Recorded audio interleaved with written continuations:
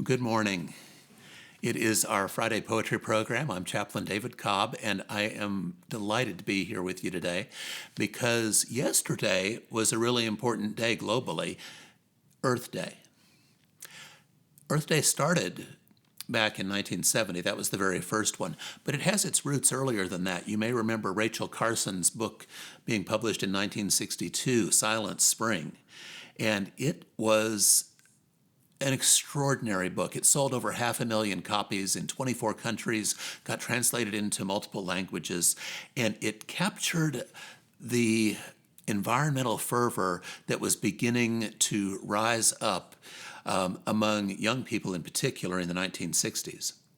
Well, there was a senator from Wisconsin, junior senator from Wisconsin, Senator Gaylord Nelson, and he'd long been concerned about the deteriorating environment, and he and many others witnessed the ravages of the massive oil spill in Santa Barbara, California in January of 1969.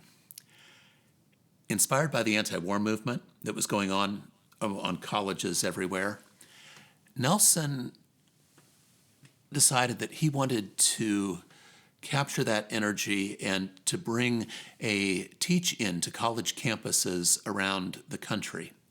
He worked with his colleague Pete McCloskey, who was a conservation-minded Republican, to serve as his co-chair, and that together they recruited Dennis Hayes, who was a young activist who understood student organizing. And Hayes was the one who would actually organize all of the campus teach-ins. They chose April 22nd as the date because it would fall between spring break and final exams. And they thought that would have the greatest impact and perhaps maximize student participation. Well, what Hayes did was he had this idea that really Earth Day had the potential to inspire all Americans, not just college students. So he built a national staff. They promoted the idea across the country. They brought together faith groups and other organizations. They formally started calling it Earth Day. They got media attention, and they got 20 million Americans, 10% of the total population of the United States, to take to the streets and parks and auditoriums of the country to demonstrate against the impacts of 150 years of industrial development. There had been a whole host of documented human health impacts from the Industrial Revolution onward. And so there were rallies that were planned, and that they managed to get a lot done. They had been fighting individually, some groups, against oil spills or polluting factories or about power plants or sewage in the rivers. There's a river that I grew up fairly close to, the Ohio River, where in Steubenville it used to catch fire regularly. The river caught fire because it was so polluted with contaminants from the coal and steel production that just let all of its waste go right out into the river. By the end of 1970, the first Earth Day had led to the creation of the United States Environmental Protection Agency, perhaps one of the most lasting legacies of President Nixon's term in office. And they then passed the Occupational Safety and Health Act, the Clean Air Act. 2 years later, they passed the Clean Water Act. A year after that, Congress passed the Endangered Species Act, and then the Federal Insecticide, Fungicide, and Rodenticide Act. These laws have protected millions upon millions of people in this country from disease and death over the course of the last half century. And that legacy of that original Earth Day is being felt today when you go outside and breathe clean air and when you can go and drink clean water. It's really quite extraordinary, the impact that Earth Day has had. These days, Earth Day today has spread all over the world. It is the largest secular observance in the world. It's marked by more than 1 billion people every year. who take action to change human behavior and create global, national, and local policy changes and do their best to protect this environment that we live in. This Earth Day, I'd like to share with you some of the people who were inspired to write poetry about creation, about the planet, about this environment that we live in. Some of them were writing before Earth Day was ever conceived. Some of them, most of them, have written since then. And I think that you will find some of these poems to be particularly moving. Some of them may be a little challenging. Some of them may be clever, humorous. Some of them deeply thoughtful. We're going to begin with a poem by Craig Santos Perez, who was inspired by Wallace Stevens' 13 Ways of Looking at a Blackbird. I've shared that poem with you before. This poem is called 13 Ways of Looking at a Glacier. 1. Among starving polar bears, the only moving thing was the edge of a glacier. 2. We are of one ecology, like a planet in which there are 200,000 glaciers. 3. The glacier absorbed greenhouse gases. We are a large part of the biosphere. 4. Humans and animals are kin.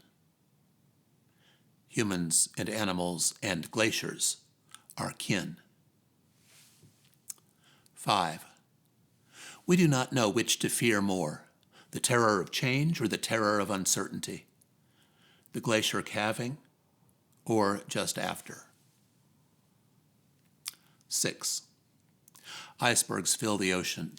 Icebergs fill the vast ocean with titanic wrecks. The mass of the glacier disappears to and fro. The threat hidden in the crevasse, an unavoidable cause. 7. Oh, vulnerable humans, why do you endanger sea walls? Do you not see how the glacier already floods the streets of the cities around you? 8. I know king tides and lurid inescapable storms, but I know too that the glacier is involved in what I know. 9. When the glacial terminus broke, it marked the beginning of one of many waves. 10. At the rumble of a glacier losing its equilibrium, every tourist in the new Arctic chased ice quickly. 11. They explored the poles for offshore drilling. Once we blocked them, in that we understood the risk of an oil spill for a glacier. 12. The sea is rising. The glacier must be retreating. 13. It was summer all winter. It was melting, and it was going to melt. The glacier fits in our warm hands. Our next poem is called Planet, and it is by Katherine Pierce. This morning, this planet is covered by winds and blue. This morning, this planet glows with dustless, perfect light, enough that I can see 1,000,000 sharp leaves from where I stand. I walk on this planet, its hard-packed dirt and prickling grass, and I don't fall off. I come down soft if I choose, hard if I choose. I never float away. Sometimes I want to be weightless on this planet, and so I wade into a brown river or dive through a wave, and for a while feel nothing under my feet. Sometimes I want to hear what it was like before the air, and so I duck under the water and listen to the muted hums I'm ashamed to say that most days I forget this planet, that most days I think about dentist appointments and plagiarists and the various ways I can try to protect my body from itself. Last weekend I saw Jupiter through a giant telescope. Its storm stripes 4 of its 67 moons, and was filled with fierce longing. Bitter that instead of Ganymede or Europa, I had only one moon floating in my sky. The moon called Moon, its face familiar and stale. But this morning, I stepped outside and the wind nearly knocked me down. This morning I stepped outside and the blue nearly crushed me. This morning this planet is so loud with itself, its winds, its insects, its grackles and mourning doves, that I can hardly hear my own lamentations. This planet, all its grooved bark and its sand of quartz and bones and volcanic glass, all its creeping thistle lacing the yards with spiny purple. I'm trying to come down soft today. I'm trying to see this place, even as I'm walking through it. Arthur Shea says of this poem, "One day I unpacked a globe out of a cardboard box and looked at different locations on our planet. When I saw Coral Sea, I stopped and thought of the Battle of the Coral Sea." The poem sprang out of that moment. Unpacking a globe. I gaze at the Pacific and don't expect to ever see the heads on Easter Island, though I guess at sunlight rippling the yellow grasses sloping to shore. Yesterday, a doe ate grass in the orchard. It lifted its ears and stopped eating when it sensed us watching from a glass hallway. In his sleep, a veteran sweats, defusing a landmine. On the globe, I mark the Battle of the Coral Sea. No one frets at that now. A poem can never be too dark. I nod, and staring at the Kenai, hear ice breaking up along an inlet. Yesterday, a coyote trotted across my headlights and turned his head, but didn't break stride. That's how I want to live on this planet. Alive to a rabbit at a glass door, and flower where there is no flower. Have you ever wondered about beings on this planet that have different lifespans than our own? Some of them have very short lifespans, like the fruit fly. It makes it easy to study evolution that way because we can see natural selection at work under very controlled settings. But there are also beings on this earth whose longevity we can barely imagine. And of course, I'm talking about trees. There are some trees that are hundreds of years old. There are some trees that are over 1,000 years old. And so Dorian Lux has written a poem that she calls The Life of Trees. The pines rub their great noise into the spangled dark, scratch their itchy boughs against the house that moans mystery translates roughly into drudgery of ownership. Time to drag the ladder from the shed, climb onto the roof with a saw between my teeth, cut those suckers down. What's reality, if not a long, exhaustive cringe from the blade, the teeth?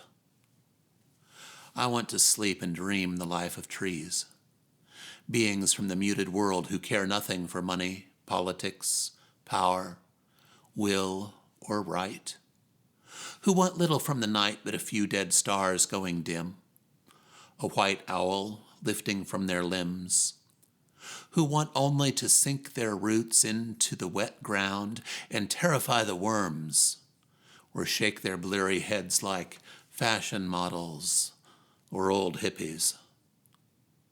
If trees could speak, they wouldn't. Only hum some low green note, roll their pine cones down the empty streets and blame it with a shrug on the cold wind.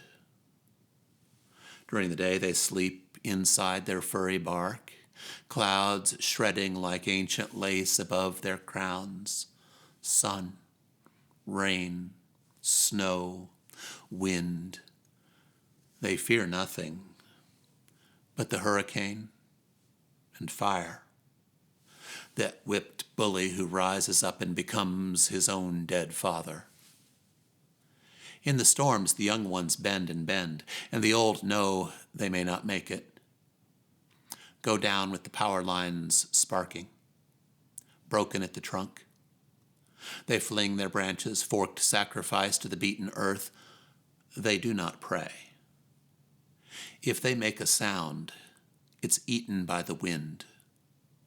And though the stars return, they do not offer thanks, only ooze a sticky sap from their roundish concentric wounds, clap the water from their needles, straighten their spines, and breathe again. Philip Levine, who was born in 1928, was the 18th U.S. Poet Laureate. He was designated so in 2011. He died 4 years later in 2015. And this poem, he simply entitled Gospel. The new grass rising in the hills, the cows loitering in the morning chill, a dozen or more old browns hidden in the shadows of the cottonwoods beside the stream bed. I go higher to where the road gives up, and there's only a faint path strewn with lupin between the mountain oaks. I don't ask myself what I'm looking for. I don't come for answers to a place like this. I came to walk on the earth, still cold, still silent, still ungiving, I've said to myself, although it greets me with last year's dead thistles and this year's hard spines, early blooming wild onions, the curling remains of spider's cloth. What did I bring to the dance? In my back pocket, a crushed letter from a woman I've never met, bearing bad news I can do nothing about. So I wander these woods half sightless, while a west wind picks up in the trees clustered above. The pines make a music like no other, rising and falling like a distant surf at night that calms the darkness before the first light. Soughing, we call it, from Old English, no less. How weightless words are when nothing will do.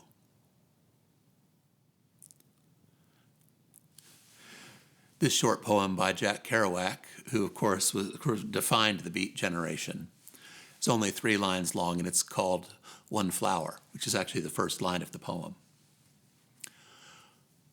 One flower on the cliffside, nodding at the canyon.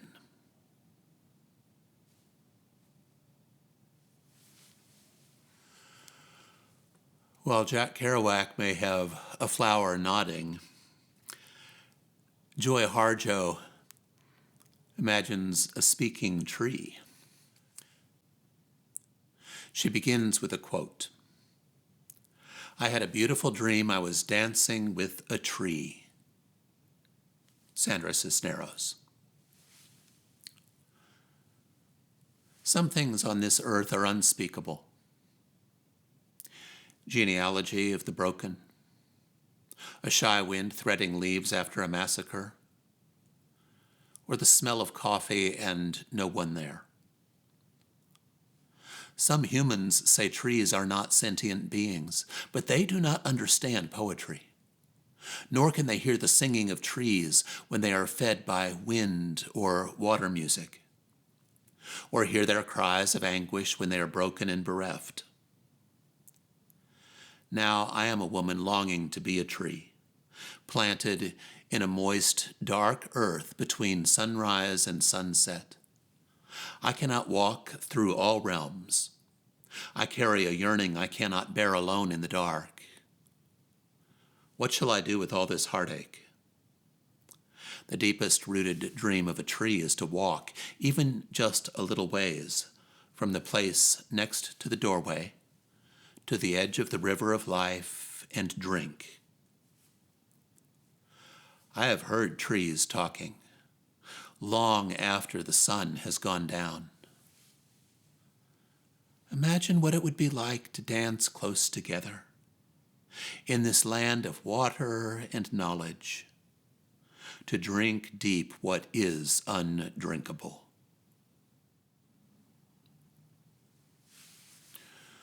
We're going to go back in time just a little bit to a poet who's not always given all of the credit that I think he deserves. He was known certainly as a novelist. He was, I think, a wonderful writer, but this is one of my favorite of his poems. Rudyard Kipling wrote The Way Through the Woods. They shut the road through the woods 70 years ago. Weather and rain have undone it again. And now you would never know there was once a road through the woods before they planted the trees.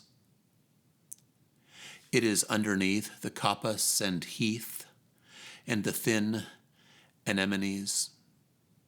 Only the keeper sees that where the ringdove broods and the badgers roll at ease, there was once a road through the woods. Yet if you enter the woods of a summer evening late, when the night air cools on the trout-ringed pools, where the otter whistles his mate, they fear not men in the woods, because they see so few. You will hear the beat of a horse's feet and the swish of a skirt in the dew, steadily cantering through the misty solitudes, as though they perfectly knew the old lost road through the woods. But there is no road through the woods. Cecilia Lampworth wrote The Barnacle and the Gray Whale as a kind of a dialogue. She writes, "This poem is the first in a series I wrote as coping mechanism during the Deepwater Horizon oil spill of 2010. What I thought would be downright angry poems turned out more dreamy, more fable-esque, dialogues between marine animals contemplating their vast and ancient world. It's a meditation on biological and spiritual interconnectedness, on a world less touched by man and, in its own way, also on deep love for all life." Said the Barnacle, "You enchant me with your carnival of force. Yours is a system of slow. There is you, the pulley, and there is you, the weight. Your eyes wide on a hymn, your deep song like the turn of that first, that earliest of wheels." Said the Whale, "I have seen you, little encruster, in that business of fouling the ships. Known, little drum machine, you to tease out food from the drink. Little thimble of chalk and hard water. You could be a callus of whiter skin. You could be a knucklebone. You who hang on me like a conscience."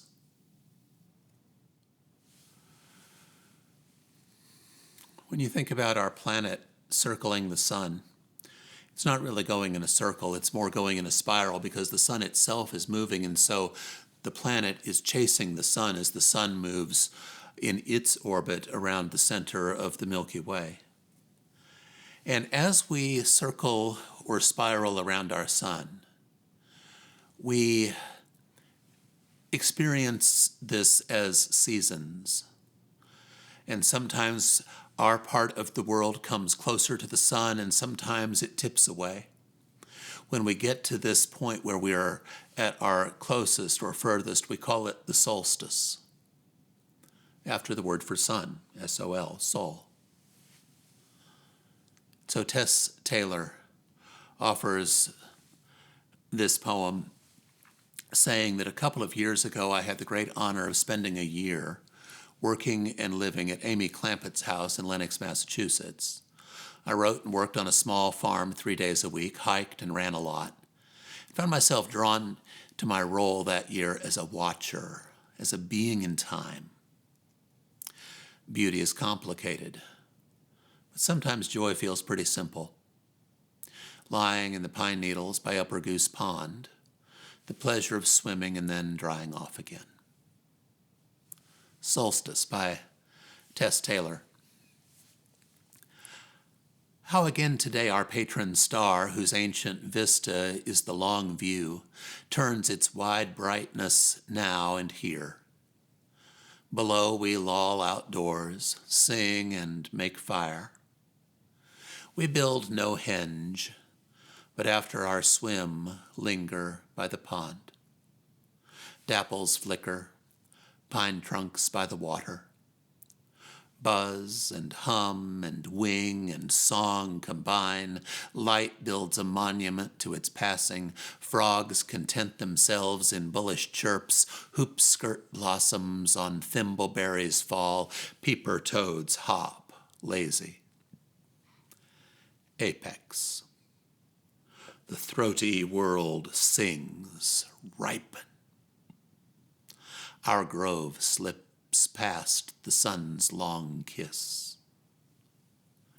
We dress. We head home in other starlight. Our earthly time is sweetening from this.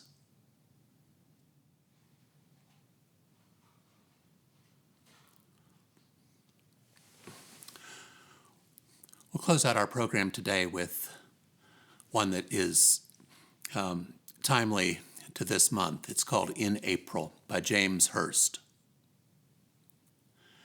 This I saw on an April day. Warm rain spilt from a sun-lined cloud.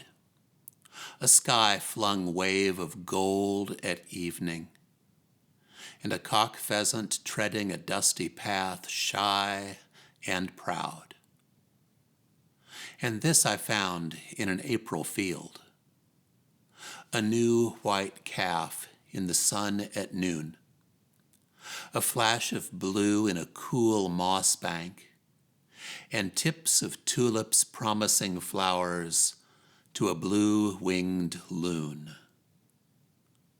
And this I tried to understand as I scrubbed the rust from my brightening plow. The movement of seed in furrowed earth, and a blackbird whistling sweet and clear from a green sprayed bough. This earth around us deserves more than just a day each year. And of course, it has all of the days that we have and more. But take a moment and breathe in this air that surrounds us, this thin layer that circles the earth. And imagine that the breath you are breathing contains the winds that pass over the Arctic, that carries the pollen from the Serengeti. Imagine that the water that you drink has been around since the very beginning of time, and it was out of this water that creation emerged. Stand upon the earth and feel Your roots go down into the depths, into the heart of the planet, where all of the elements that make up you have come from, and where they will all one day return. It's a miracle of sorts that we are alive, that we move around, that we have our own free will, that we are able to make decisions, we're able to interact with each other, we're able to make war, we're able to fall in love. This Earth Day, is a blessing beyond any that we can imagine. I wish you a good Earth Day this week, and I wish you peace.